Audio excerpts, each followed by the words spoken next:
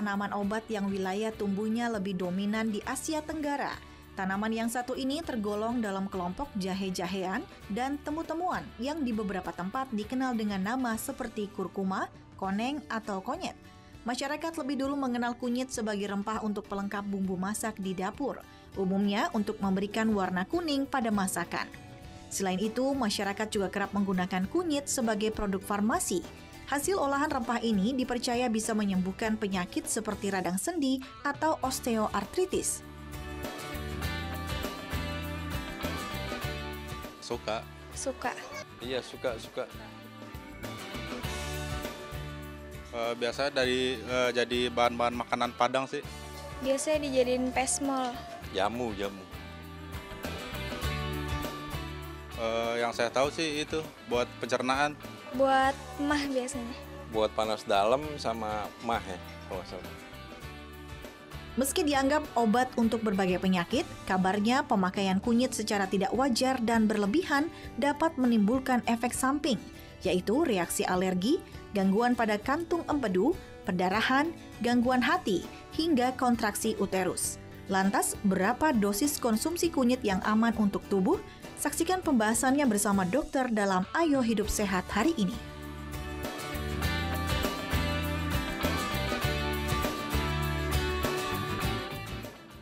Iya, maaf nih kita tukar posisi dulu ya. Iya, nggak apa-apa. Dan kita mau nanya dulu langsung kalau gitu. Ini sebenarnya udah ada penelitian belum sih dok tentang kunyit ini? Oh, penelitiannya banyak, tapi penelitiannya sebagian besar pada sel kultur. Jadi penelitian laboratorium terhadap sel. Cuman clinical trial untuk manusia jumlahnya masih terbatas. Jadi penggunaan kunyit yang secara tradisional udah turun-temurun 2000 tahun yang lalu loh. Wow. Dan itu ada beberapa publish, artinya sudah dinyatakan penelitian mereka pada tahun 1948. Ini ternyata kunyit punya banyak sekali keuntungan-keuntungan medisnya. Nah, lalu diteliti. Nah, karena mereka lihat, loh kok keuntungannya banyak ya. Dan harganya murah, menjadi makanan tradisional juga atau ya bumbu-bumbu dapur. Maka diambillah penelitian ini. Sekarang mereka mulai fokus. Yang namanya penelitian kan nggak bisa langsung pada manusia.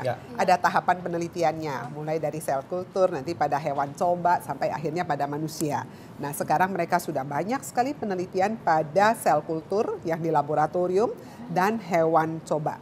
Pada manusia sudah beberapa yang sudah dirilis dan hasilnya cukup bagus. Oke, dok, ini kan sebenarnya rasa kunyit sendiri kan agak asam dan pahit gitu ya dok ya. Tapi ini masyarakat dari zaman dulu nih percaya bahwa kunyit ini bermanfaat untuk mengatasi asam lambung dok. Ya. Ini fakta atau mitos? Nah sebenarnya ini fakta ya. Tapi fakta yang sebetulnya dia bukan mengatasi asam lambung, tapi dia sangat bagus memperbaiki kalau terjadi luka pada lambung. Jadi kalau misalnya asam lambung yang berlebihan itu kadang-kadang suka bikin luka tukak, bikin tukak ya. Kalau kita istilah kedokterannya kayak ulcer, nah dia ada tukak dan ternyata penelitiannya menyatakan hasilnya cukup bagus, signifikan. Ya.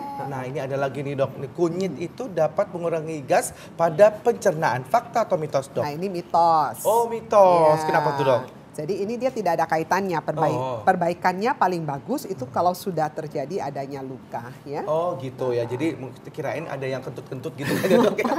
Dikasih kunyit. Nggak ada hubungannya ternyata ya. Nggak ada kaitannya. Oke, ini ada mitos atau fakta lagi nih dok, katanya kunyit ini adalah obat alergi yang alami, fakta atau mitos? Nah ini adalah fakta. Kenapa dok? Kok bisa? Karena ternyata kunyit ini mempunyai banyak sekali efek-efek anti-inflamasi, anti peradangan, antioksidan, dan juga anti alergi ya. Jadi dia cukup bagus. Makanya produk-produk tradisional, bumbu-bumbu tradisional itu dipakai sebanyak mungkin karena ternyata memberikan banyak kesehatan, benefit kesehatan untuk manusia. Kalau untuk anak-anak dok, karena anak saya itu suka biduran gitu tiba-tiba gitu, gimana dok? Nah tergantung ininya dimakan atau dioles.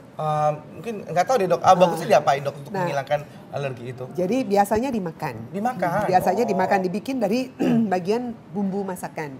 Sekarang kan banyak sekali makanan Indonesia menggunakan kunyit. Contohnya kari, gulai ikan ya, atau ikan masak kuning itu juga mereka masukkan banyak sekali bagus bumbu. Anak-anak bagus juga dan menambah nafsu makan juga pada anak. Nah gitu. Nah ini ada lagi nih dok, ini katanya kunyit ini bersifat analgesik dan juga bisa meredakan nyeri pada saat lagi haid. Nah, kalau buat menghilangkan nyeri pada saat haid, ini memang penelitiannya tidak ada ya. Jadi ini adalah mitos ya. Tapi kunyit ini punya efek yang sangat bagus untuk analgetik. Tapi analgetik apa? Analgetik pada artritis, pada nyeri sendi. Nah, suka dengar orang tua kalau lagi musim hujan nih ya, dengkul sakit, kaki sakit semua. Pasti yang dicari apa? Kunyit. Nah, ternyata turun-temurun sudah dikatakan ini hasilnya bagus. Dan penelitian manusia membuktikan bahwa memang hasilnya bagus. Tapi dosisnya tinggi. Nggak bisa kalau cuma 1 sendok. Penelitian pada manusia dia menggunakan 2 gram kurkumin. Kurkumin itu bukan kunyit loh ya, tapi zat aktif yang ada di dalam kunyit. Artinya si kunyit ini harus diolah dulu, kemudian diekstrak dulu kurkuminnya sebanyak 2 gram. Begitu, baru ada khasiatnya. Baru ada khasiat. Baik dok, nah ini fakta mitos berikutnya yang berada di masyarakat dok, itu kunyit itu adalah bisa menetralisir racun dari tubuh. Ya. Fakta atau mitos itu dok? Nah ini adalah fakta. Kok bisa? Biasanya yang kita sebut sebagai penetralisir racun adalah antioksidan, anti racun, anti inflamasi untuk detox. Iya betul sekali, karena dia kaya sekali antioksidan. Ya, salah satunya ya kurkumin itu, polifenol. Sebetulnya ada 3 yang ada, tapi yang paling dominan adalah kurkumin. Kurkumin tersebut. Oke, baik dok. Baik dok.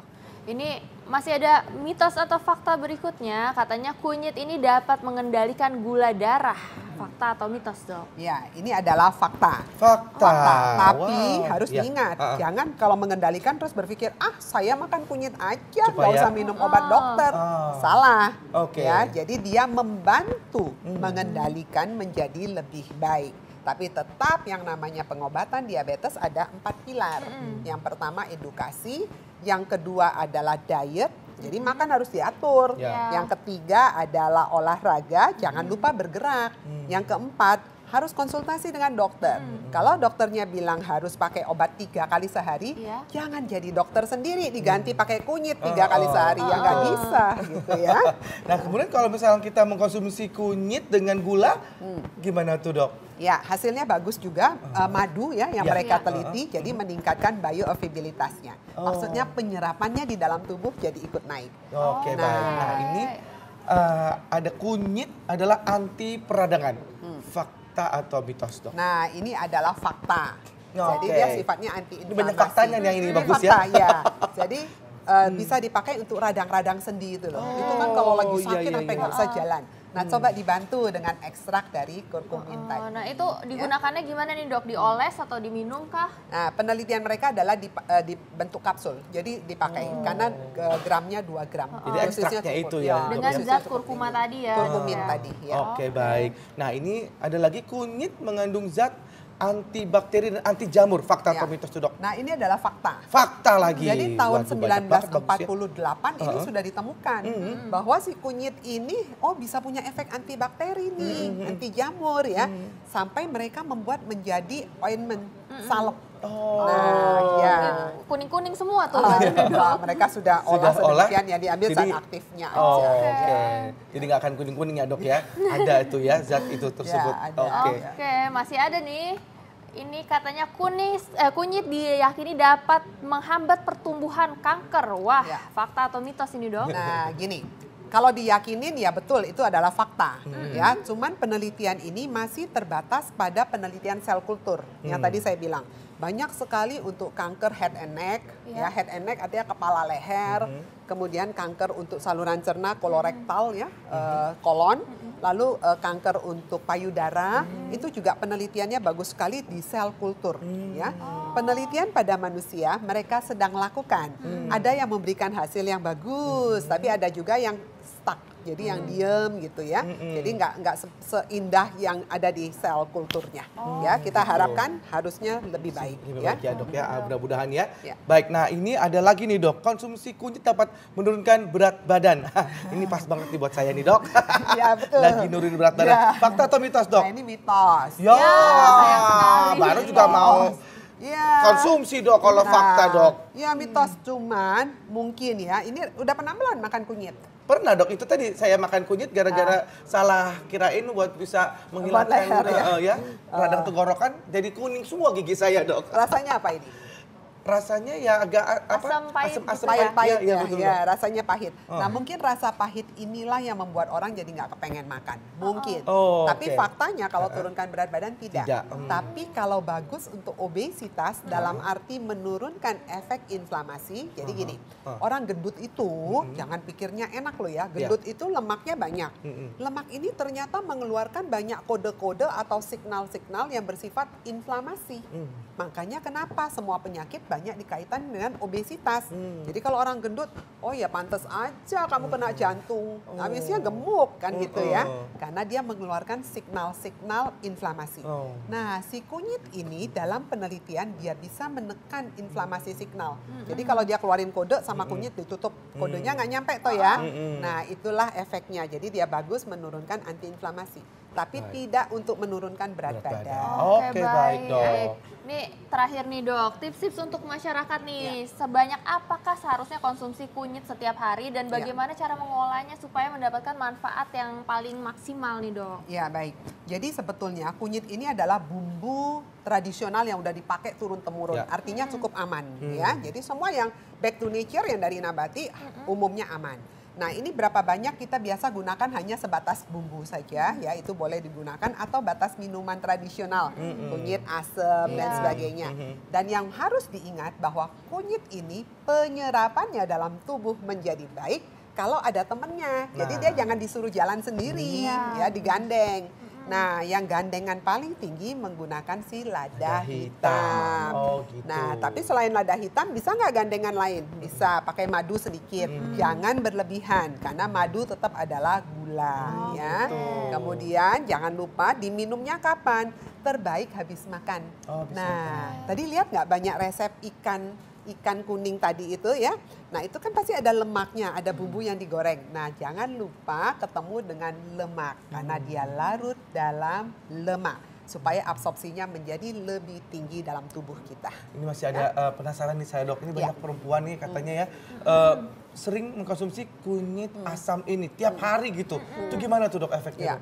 Kunyit asam sebetulnya bagus ya, itu minuman tradisional ya. Karena kan dia udah biasanya kunyit asam kan nggak mungkin nggak ada gulanya. Pasti mereka tambahkan ada madunya biasanya ya. Nah itu meningkatkan absorpsinya juga. Monggo aja dipakai. Yang penting pertama harus diingat bahwa madunya jangan terlalu banyak, takutnya gulanya. Yang kedua, selama dia tidak menimbulkan keluhan lainnya, kadang-kadang pada orang yang nggak kuat, dia bisa menimbulkan gejala pencernaan. Rasanya kok perutnya rada kembung ya, suka nyeri, ya kadang-kadang kuning sampai ke tangan-tangan. Nah kalau tidak ada keluhan, monggo diteruskan. Tapi kalau ada keluhan, sebaiknya stop Dihentikan. dulu. Ya. Oke baik, terima kasih banyak dok. Terima kasih, baik. Terima kasih.